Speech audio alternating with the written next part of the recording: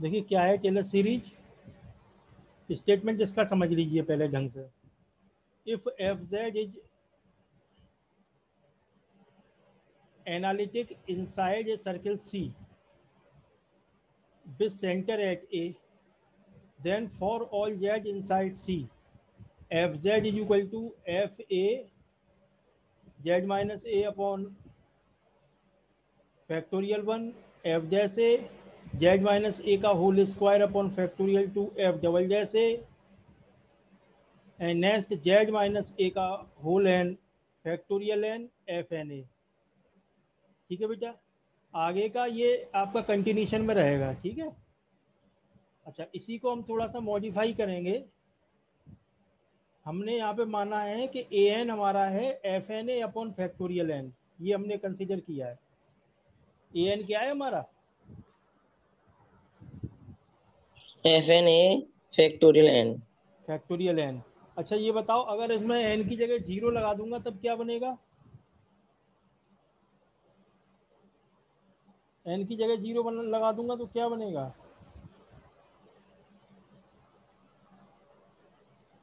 F A F A बन जाएगा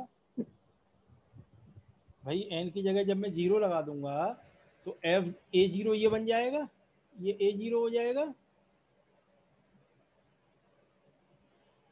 और ये एफ जीरो ए हो जाएगा। इसका मतलब no derivative, f a factorial zero one होता है तो ए जीरो एफ ए बन जाएगा। तो इस एफ ए की जगह मैं क्या लिख सकता हूँ? ए जीरो लिख सकता हूँ कि नहीं? ये ए जीरो लिख दिया मैंने। जी सर। ठीक है, जी सर लिख सकते हैं। हाँ अब बताओ इसमें एन की जगह वन लगाने पर क्या आएगा? एफ वन ए नहीं, एफ वन ए मतलब एफ जैसे कहो। एफ डैश ए मतलब सर। हाँ, और फैक्टोरियल ए फैक्टोरियल वन सर वन का तो वन होता ही है। बेटा, हाँ फैक्टोरियल वन तो वन ही होता है। ठीक है, तो ये एफ डैश ए अपॉन फैक्टोरियल वन, ये क्या बन गया? ए वन। इसमें ये एफ जैसे अपन फैक्टोरियल बन ए वन बन गया, जेड माइनस ये आ गया, तो ए वन जेड माइनस ए बन गया ये ऊपर वाला। ठीक है बेटा, जी सर। ऐसे ही अगला बताओ। एन की जगह टू लगा दूंगा तब क्या बनेगा? एफ डबल डैश ए ओवर टू फैक्टोरियल टू। ठीक है, तो एफ डबल डैश ए फैक्टोरियल टू, ये ए टू बन गया और जेड माइनस ए का होल स्क्वायर मिल गया, तो a to z minus a का होल स्क्वायर बन गया बेटा। बताएं। जी सर। Yes sir. इसी तरह से f N A upon factorial n को हमने ए एन माना है तो ये बन जाएगा a n z minus A power n, and आगे कंटिन्यूशन में प्लस सो ऑन। अच्छा इसी को अगर मैं समीशन फॉर्म में लिखना चाहूँ तो f z sigma n is equal to zero to infinity a n और जेड माइनस ए पावर एन, ये समीशन हो जाएगा इसका। जरा इसे समीशन को ब्रेक करना, एन की जगह जीरो लगाना, कितना मिलेगा बेटा? ए जीरो। ए जीरो मिल गया, ये आ गया मेरा। ठीक है, ऐसे ही एन की जगह वन लगाना तब क्या मिलेगा? ए जीरो आ गया, ए वन जेड माइनस ए।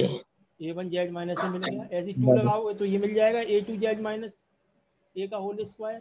ऐसी एन लगाओगे तो ये मिल जाएगा, और आगे तक मैं चलता जाऊंगा। तो ये इसकी एक्सपेंडेड फॉर्म है।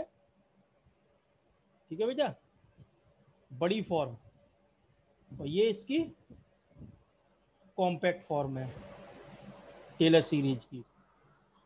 बताओ। जी सर।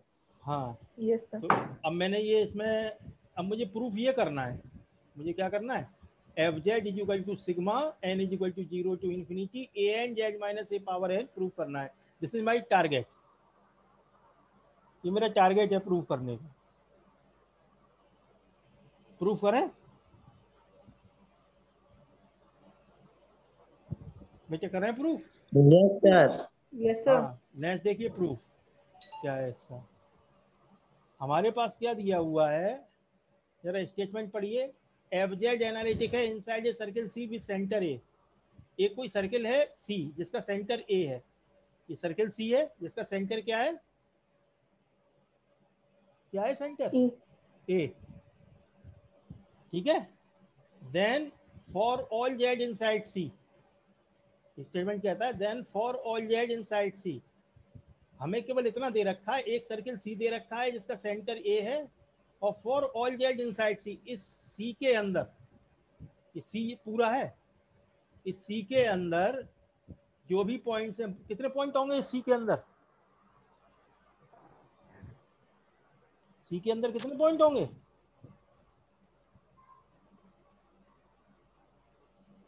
बताओ बेटा।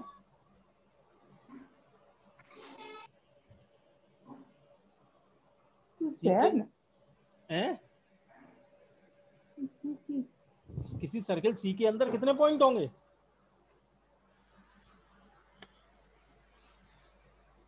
कलर सही कुछ तो बोलो। कितने भी हो सकते हैं, कितने भी हो सकते हैं, इनफाइनाइट हो सकते हैं, ठीक है। यस सर, तो ये ऑल द जेड, पॉइंट्स। हाँ तो ये जेड सिंगल पॉइंट नहीं है, ये सी के अंदर इनफाइनाइट पॉइंट को रिप्रेजेंट कर रहा है। ये सी कहीं भी हो सकता है, यहाँ भी हो सकता है, जेड सॉरी जेड यहाँ भी हो सकता है, यहाँ भी हो सकता है, यहाँ भी हो सकता है, कहीं भी हो सकता है ये जेड। बात समझ आई आपके हैं? जी सर। हाँ, तो जेड कहीं भी ले लो, स्टेटमेंट केवल इतना कह रहा है कि एक सर्किल सी है और जिसका सेंटर ए है बस, और जेड इसके अंदर कोई पॉइंट है, और जेड हम कहीं भी ले सकते हैं, जरूरी नहीं यही ले, कहीं भी ले सकते हैं इस सी के अंदर, ठीक है। अब ये मैंने कुछ डॉटेड लाइन से कुछ कंस्ट्रक्शन किया है। कंस्ट्रक्शन क्या है, इस सेंटर ए को मानते हुए एक सर्किल खींचा है C1, क्यों, जी सर। ए को सर्किल मानते हुए एक सर्किल C1 खींचा है। अच्छा, सर्किल बिना रेडियस के तो खींचेगा नहीं, बिल्कुल सर, रेडियस के बगैर नहीं खींचेगा। तो अब इसकी रेडियस क्या होनी चाहिए, उसके लिए ये कहा गया है कि रेडियस इतनी लो जिससे कि जेड कहीं भी हो यहाँ सर्किल में, वो इस सर्किल के अंदर आ जाए C1 के अंदर। रेडियस कोई फिक्स नहीं है, रेडियस इतनी लेनी है कि ये जो जेड मैंने बताया कि जेड सर्किल के अंदर कहीं भी पॉइंट हो सकता है, तो इतनी सेंटर तो ए ही रखना है। हमें एक सर्किल ऐसा खींचना है जिसकी रेडियस इतनी हो कि जेड अगर यहाँ पे है तो इतनी रेडियस लेके सर्किल के अंदर आ जाए जेड, बस। ये बात समझ में आ गई आपके, बताओ। यस यही बात, सर। हाँ यही बात मैंने लिखी है इसमें, देखो पढ़ो, जो मैंने समझाया है वही लिखा है। Let us suppose that Z is any point within the circle C, Z circle C के अंदर कोई भी पॉइंट है, यही बताया है मैंने। Let us draw a circle C1, हम एक सर्किल C1 खींचते हैं, हैविंग सेंटर ए, जिसका सेंटर ए है, ये बताया है मैंने, और radius less than that of C, radius उसकी सी से छोटी होनी चाहिए, ऐसा नहीं है सी से बड़ी रेडियस ले लो बड़े वाले सर्किल से, और इस तरह से कि Z is an interior point of C1, कि जेड C1 का इंटीरियर पॉइंट हो। यही तो समझा है मैंने, वही लिखा है। बात समझ आई आपके? Yes sir. और also let W represents any point of C1, C1 की बाउंड्री पर जो भी पॉइंट्स है वो किससे रिप्रेजेंट किए जा रहे हैं, W से, डब्ल्यू। ठीक है बेटा, बताएं। इतनी बात समझ में आ गई फिगर के बारे में हैं? Yes sir. हम यस सर। ये सब कर क्यों रहे हैं, क्योंकि मुझे प्रूफ ये करना है, इस यहाँ तक पहुंचना है, ठीक है। कीप इन माइंड, ये ध्यान में रखना है कि हमें प्रूफ ये करना है, ठीक है। अच्छा, अब मुझे एक बात बताएं, इस जेड और ए के बीच की डिस्टेंस है मॉड जेड माइनस ए, और W और A के बीच की डिस्टेंस है W माइनस ए, तो कौन सी बड़ी होगी, W माइनस ए या जेड माइनस ए?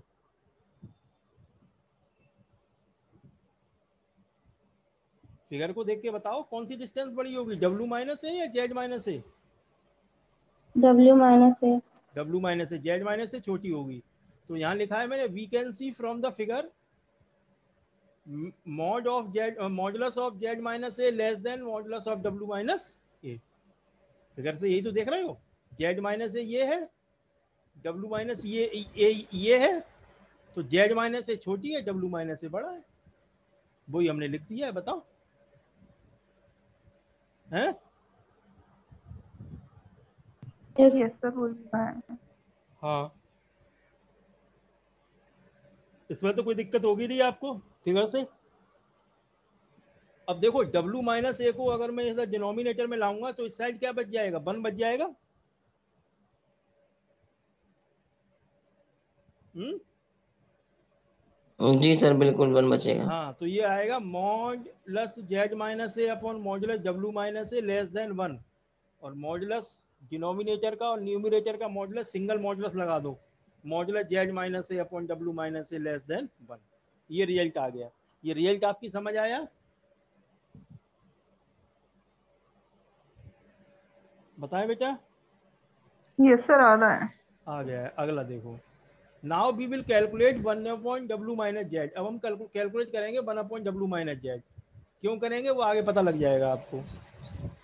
तो 1 अपॉन डब्ल्यू माइनस जेड को अब कैलकुलेट करेंगे। तो अगले स्टेप में मैंने क्या किया है, ए सब्ट्रैक्ट कर दिया है, ए ऐड कर दिया है। डब्ल्यू माइनस जेड, डब्ल्यू ये है, माइनस जेड ये है, बीच में ए सब्ट्रैक्ट कर दिया, ए ऐड कर दिया है। कुछ गलत किया क्या? कर सकते हैं? हाँ सर, कर तो सकते हैं। हाँ, कर सकते हैं। तो अब हमने अगले स्टेप में क्या किया है, डब्ल्यू माइनस ए को ऐसा ही रहने दिया है, यहाँ से माइनस कॉमन ले लिया है, जिससे कि जेड आपका माइनस का प्लस हो गया और ए प्लस का माइनस हो गया। तो ये आ जाएगा डब्ल्यू माइनस ए माइनस जेड माइनस ए, ये आ गया। ये बात समझ आई आपके?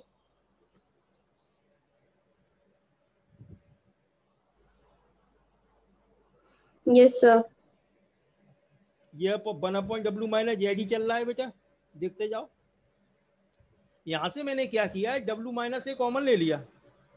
तो जब डब्ल्यू माइनस ए कॉमन ले लूंगा डिनोमिनेटर से, तो डब्ल्यू माइनस ए का डब्ल्यू माइनस ए में डिवाइड करोगे 1 आएगा, और जेड माइनस ए में डब्ल्यू माइनस ए का डिवाइड करोगे तो जेड माइनस ए अपॉन डब्ल्यू माइनस ए आएगा। क्यों? बताएं। Yes sir. और बिल्कुल। इससे यस सर। ऊपर पहुंचा दोगे तो इनवर्स बन जाएगा ये, पावर -1। वर्ड समझ गया। ठीक है, बात समझ आई?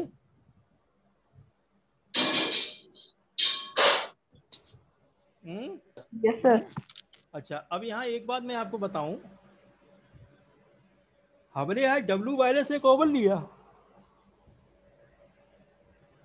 जेड माइनस ए भी तो ले सकते थे। क्यों? हाँ सर, वही। हाँ, डब्ल्यू माइनस ए इसलिए कॉमन लिया कि मैंने ये बना रखा है ना, मुझे modulus Z minus A upon W minus a less then 1, तो मुझे ये बनाना है। देखिए यही बन गया, जब जेड माइनस ए अपॉन डब्ल्यू माइनस ए। तो ये कब बनेगा, जब डब्ल्यू माइनस ए कॉमन लूंगा, जेड माइनस ए कॉमन लूंगा तब ये नहीं बन पाएगा। समझ गए बेटा?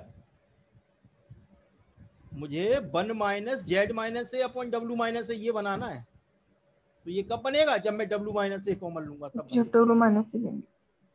क्लियर हो गई बात? Yes sir. Yes sir. अब एक फॉर्मूला होता है आपका 1 माइनस एक्स इनवर्स। इसमें लगा दूंगा, क्या होता है 1 माइनस एक्स इनवर्स का फॉर्मूला, कोई बताए? 1 + x + x² हाँ, cube.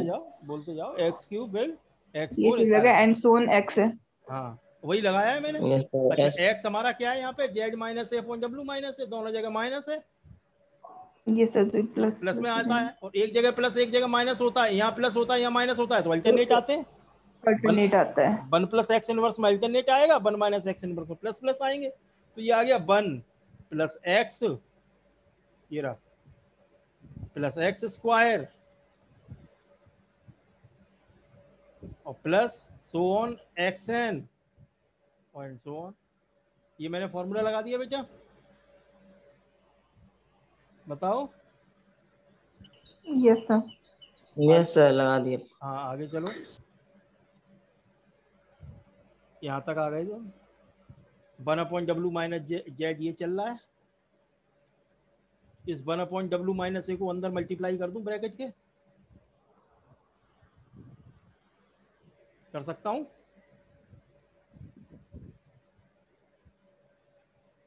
One upon W minus a का जब 1 में मल्टीप्लाई किया तो 1 अपॉइंट डब्ल्यू माइनस ए।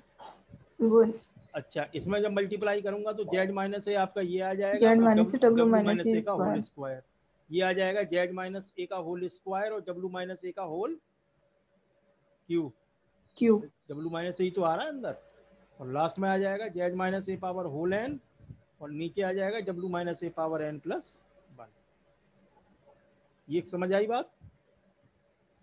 जी सर। हाँ, अब मैंने क्या किया है, इस पूरी यूकेशन में, यूकेशन नंबर 1 में एफ डब्ल्यू अपॉइंट 2 पाई आई का मल्टीप्लाई किया है हर एक टर्म में, और बोथ साइड इंटीग्रेशन कर दिया है with respect to W along C1। दो काम किए हैं, हर एक टर्म में एफ डब्ल्यू अपॉइंट 2 पाई आई का मल्टीप्लाई हुआ है, और अलोंग C1 डब्ल्यू के रेस्पेक्ट में इंटीग्रेशन हुआ है। कीप इन माइंड, ये दो बातें याद रखो।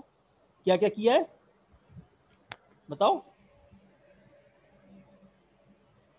मल्टीप्लाई किया है 1/2 पाई एफ का ईच टर्म में, एफ डब्ल्यू अपॉइंट 2 पाई आई, सॉरी हाँ सर, एफ डब्ल्यू का ईच टर्म में, और इंटीग्रेशन किया है respect to W along C1। Both side. हाँ, 1/2 पाई आई एफ डब्ल्यू कह दो या एफ डब्ल्यू अपॉइंट 2 पाई आई कह दो, ठीक है? तो इनका मल्टीप्लाई हुआ है, तो देखो करो, करते जाओ।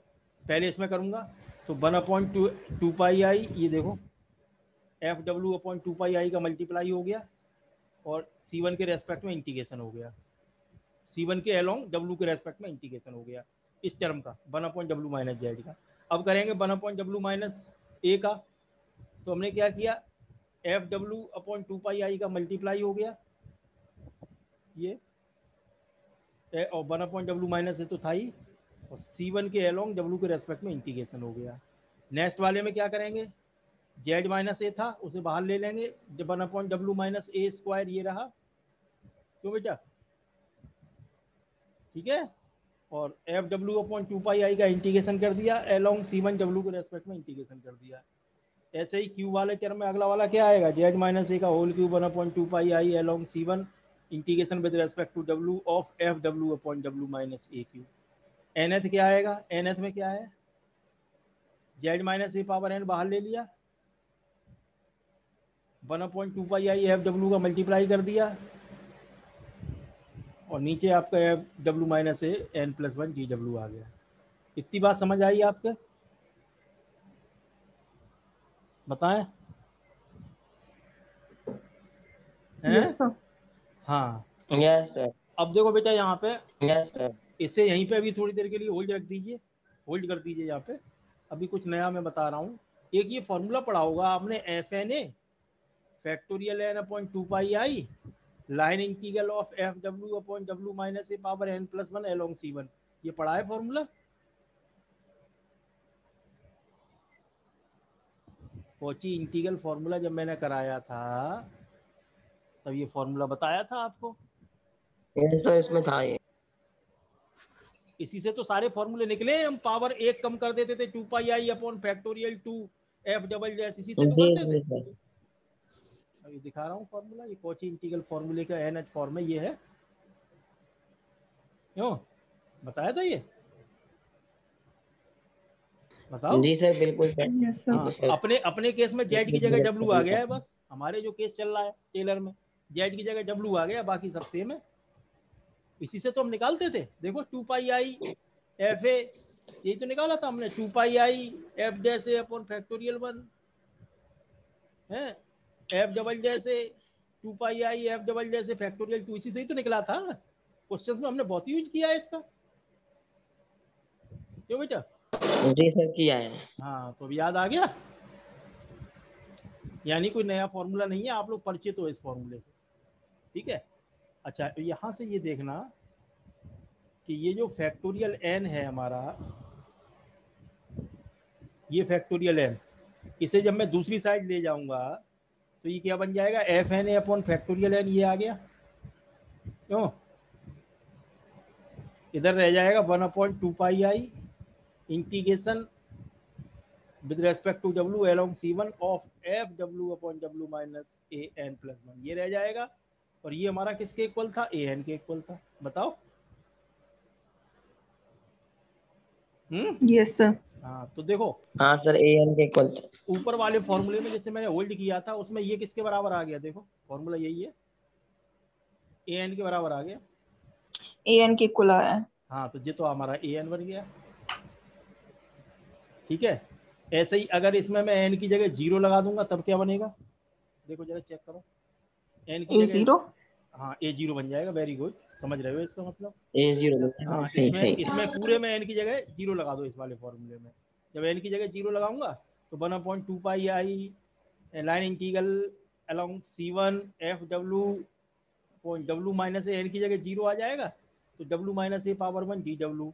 यहाँ भी एन की जगह 0, F 0 A upon factorial 0, F 0 A का मतलब एफ ए, फैक्टोरियल 0 1 होता है, यहाँ एन की जगह 0 0, तो ये बन जाएगा ए 0। तो ए 0 कहाँ आ गया, ये ए 0 हो गया। क्यों बेटा, ये क्या बन गया, ए 0 है, बताएं। Yes sir. ये ए 0 बन गया, यस सर। ये ए एन बन गया। इसी तरह से ये बन जाएगा हमारा ए 2 ए 1, ये बन जाएगा ए 2 ए 2, ए टू बन जाएगा ये। और ये वाला ये बन जाएगा इस साइड का हमारा एफ जेड। भाई फॉर्मूला क्या होता है कॉची इंटीग्रल का, F A is equal to 2 pi I upon F Z upon Z minus A, यही तो होता है कॉची इंटीग्रल का फॉर्मूला। क्यों, तो एक ही जगह क्या आ गया, यहाँ पे जेड आ गया है ना, और जेड की जगह डब्ल्यू आ गया है। भाई जेड माइनस यही तो होता है उसमें, तो जेड की जगह तो डब्ल्यू आ गया, ए की जगह जेड आ गया है, तो एफ जेड बन जाएगा। ये बन गया एफ जेड, ये बन गया ए 0, ये बन गया ए 1 जेड माइनस 1, ये ए 2 जेड माइनस ए का होल स्क्वायर, ये ए एन जेड माइनस ए का होल स्क्वायर। ये सारी मैंने यहाँ डिस्क्राइब किया है, ये आ गया। बताओ बेटा, आया। जी सर आया। हाँ, जहाँ पे ए एन हमारा f N A upon factorial n है, इसे समेशन फॉर्म में हम लिखना चाहें तो लिख देंगे f z is equal to sigma n is equal to 0 to infinity a n z minus A power n. ये प्रूफ हो गया। आया टेलर सीरीज का प्रूफ समझ में। Yes sir. आगे चले, क्यों भाई लोगों, आगे चले। Yes sir. आगे चलो, देखो नेक्स्ट है आपका Cauchy integral formula for multiple connected region. Multiple connected region के लिए कॉची इंटीग्रल फॉर्मूला क्या है, तो जरा इसे समझो। पहले तो पढ़ लो इसे क्या कह रहा है, f z is analytic in annular region. Annular मतलब होता है हमारा ring shaped region R, bounded by 2 concentric circle C1 and C2 of radii R1 and R2। अच्छा, रेडियाई और रेडियस में क्या अंतर होता है, पता है किसी को?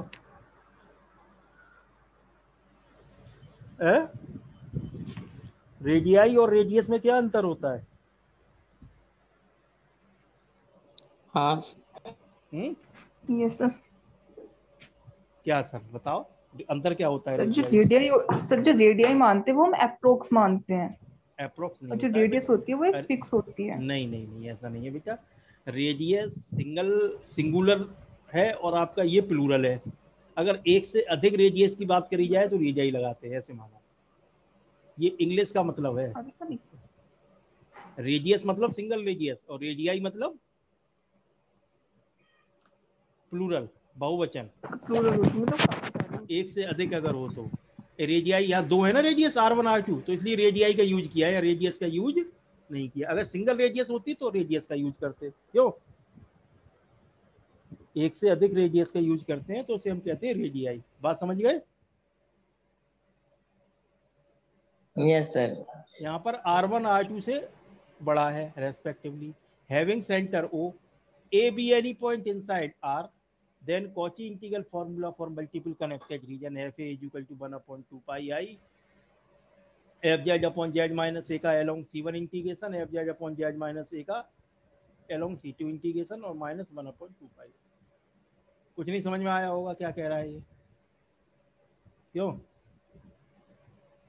क्या कह गया ये समझ नहीं आया होगा, बताओ बेटा। हैं, देखो समझो, फिगर पे आ जाओ।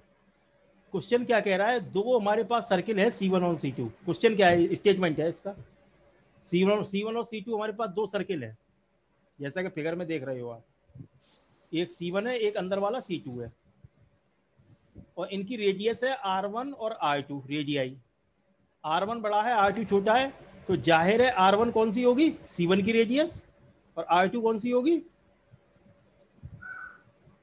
बोलो, C2 C2 की। T2 की। अच्छा, हाँ, ये जो अब बात कर रहे हैं एनुलर रीजन की या रिंग शेप्ड रीजन की, आर की, एनुलर रीजन या रिंग शेप्ड रीजन आर की बात कर रहे हैं, तो ये कौन सा रीजन है, ये जो मैंने ग्रीन रीजन कर रखा है, ग्रीन पूरा जितना भी ग्रीन कर रखा है, दैट इज द आर। वो क्या है, क्या है, आर। जिस ये एनुलर रीजन की बात कर रहे हैं या रिंग शेप्ड रीजन की बात कर रहे हैं, तो क्लियर कट जो हमारा ग्रीन रीजन है that is the ring shaped region या एनुलर रीजन। बात समझ आई। अब ए बी, अब यहाँ पे आ गया a B any point inside R. अब आर तो समझ गए, ग्रीन रीजन आर है, तो ए हमारा इस आर में कहीं कोई पॉइंट है, हमने मान लिया यहाँ पे है पॉइंट, कहीं भी ले सकते हो इस ए को, जरूरी नहीं है मैंने लिया है वहां वही ले लो। ए हमारा यहाँ पे पॉइंट है, कहीं भी, यहाँ भी हो सकता है, यहाँ भी हो सकता है, ग्रीन रीजन में कहीं भी ले लो ए पॉइंट, क्योंकि वो ये कह रहा है एनी पॉइंट, कहीं भी, a B any point inside R, जरूरी नहीं है यही लेना है, कहीं भी ले लो ग्रीन रीजन में, ए पॉइंट ले लिया हमने। तो ये कह रहे हैं इस ए पर फंक्शन की वैल्यू C1 के अलोंग कॉची इंटीग्रल फॉर्मूला और माइनस C2 के अलोंग कॉची इंटीग्रल फॉर्मूला। ये कॉची इंटीग्रल फॉर्मूला का तो है 1/2 पाई आई F Z upon Z minus D Z along C1, ये कॉची इंटीग्रल फॉर्मूला ही तो है। तो ये कहता है कि C1 के along Cauchy integral formula minus C2 के अलोंग कॉची इंटीग्रल फॉर्मूला, ये प्रूव करना है। बात समझ आ गई आपके, दोबारा बताऊं,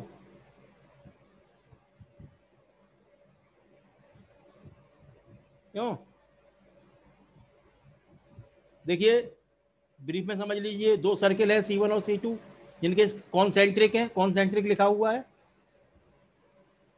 ये, यानी इसके सेंटर सेम है, ओ R1 रेडियस C1 की है, R2 C2 की है, ठीक है। A B any point inside the green region, ये एनुलर रीजन है हमारा, ग्रीन रीजन है, ए इस ग्रीन रीजन में कहीं भी कोई पॉइंट है, इतनी बात दे रखी है। इस ए पर फंक्शन की वैल्यू C1 के along Cauchy integral formula minus C2 के अलोंग कॉची इंटीग्रल फॉर्मूले के बराबर होती है। समझ आया, अब प्रूफ करूं, जी। हाँ। अब मैंने यहाँ पे ये डॉटेड लाइन से कुछ कंस्ट्रक्शन किया है, कंस्ट्रक्शन मैंने यहाँ पे क्या किया है बेटा, कंस्ट्रक्शन ये है कि ए को सेंटर करते हुए एक सर्किल खींचा है। अच्छा, सर्किल बिना रेडियस के खींचेगा नहीं, रेडियस इतनी लेनी है कि न तो ये C2 को इंटरसेक्ट करे ना C1 को इंटरसेक्ट करे। ऐसा नहीं है कि इतनी रेडियस ले लो कि C2 C1 को काट के बाहर आ जाए या C2 को काट दे, इंटरसेक्ट कर दे। इतनी रेडियस लेनी है कि ये ग्रीन रीजन में ही रहे, कायम रहे। ए को सेंटर करते हुए, ग्रीन हाँ, ए को सेंटर करते हुए एक सर्किल ऐसा खींचना है कि ये ग्रीन रीजन में ही रहे बेटा, सर्किल C3, क्यों, तो यही लिखा है हमने, Yes, sir. Draw a circle C3 with centre at A, C3 centre at A पर खींचना है, and radius is taken such that C3 does not intersect C1 and C2, या C3 lies entirely annular region, ये ring, ये green region annular region है, कि C3 पूरी तरह एनुलर रीजन में रहे। एक मैंने आपको फॉर्मूला बताया था कि बड़े सर्किल के अलोंग इंटीग्रेशन, उसके अंदर जितने भी सर्किल है छोटे छोटे, उनके अलोंग इंटीग्रेशन के बराबर होता है, बताया था, हैं? Yes, sir. C1 के अलोंग एफ जेड का integration is equal to C2 के अलोंग एफ जेड का इंटीग्रेशन प्लस C3 के अलोंग इंटीग्रेशन। भाई बड़े सर्किल C1 के along integration is equal to C2 के अलोंग इंटीग्रेशन प्लस C3 के अलोंग इंटीग्रेशन। अगर एक और होता तो C4 के अलोंग इंटीग्रेशन, एक और होता तो C5 के अलोंग इंटीग्रेशन, इन सब के सम के बराबर होता है, बताया था मैंने ये, ध्यान है? Yes, sir. हाँ, तो वही किया है कि C1 के अलोंग यानी बड़े सर्किल के along integration is equal to दोनों छोटी सर्किल के इंटीग्रेशन के सम के बराबर होगा। ये हो गया ठीक। अच्छा, मल्टीप्लाई टू इक्वेशन को 1/z-a से मल्टीप्लाई कर दिया तो ये हो जाएगा fz/z-a along C1 integration, fz/z-a along C2 integration, fz/z-a along C3 integration. यहाँ पे आ गए हम। क्यों बेटा बताओ। अच्छा, A B any point inside C. A हमारा सी के अंदर कोई पॉइंट है तो यहाँ कॉची इंटीग्रल फॉर्मूला लग जाएगा। तो कॉची इंटीग्रल फॉर्मूले से f A is equal to 1/2 pi i C3 fz/z - dz, ये किसके इक्वल हो जाएगा, कितना, 2 पाई आई एफ ए के। तो ये वाला इंटीग्रेशन तो तुम्हारा आपका हो गया 2 पाई आई एफ ए के equal. 2 pi I F A लगा दिया मैंने यहाँ पे। इसे इस साइड ले गए तो ये हो जाएगा integration of fz/z - a along C1 minus integration of fz/z - a along C2। ठीक है, और 2 पाई आई का डिवाइड कर दिया तो एफ इक्वल टू आ गया 1/2 पाई आई fz/z - a का integration along C1 is equal to fz/z - a का इंटीग्रेशन अलोंग C2 और 1/2 पाई आई का मल्टीप्लाई। यही मुझे प्रूफ करना था। ठीक है, अब मैं कल कराऊंगा लॉरेंट सीरीज, उसमें इस रिजल्ट का यूज होगा, इसलिए मुझे ये कराना पड़ा। अब इसकी समरी समझ लो। ये रिजल्ट क्या किया गया। ये रिजल्ट सिंपल सी बात कहा है इस रिजल्ट ने कि भाई इस ए पर फंक्शन की वैल्यू C1 के along Cauchy integral formula minus C2 के अलोंग कॉची इंटीग्रल फॉर्मूले के बराबर होगी। यही तो कहा है इसने। F A is equal to, ये Cauchy integral formula along C1 है और Cauchy integral formula along C2 है, उसका बीच में माइनस है, इसके माइनस के बराबर होगी। बस ये रिजल्ट आपको याद रखना है। आगे लॉरेंट सीरीज में करा सकता हूँ, इससे कल कराऊंगा। बताएं बेटा।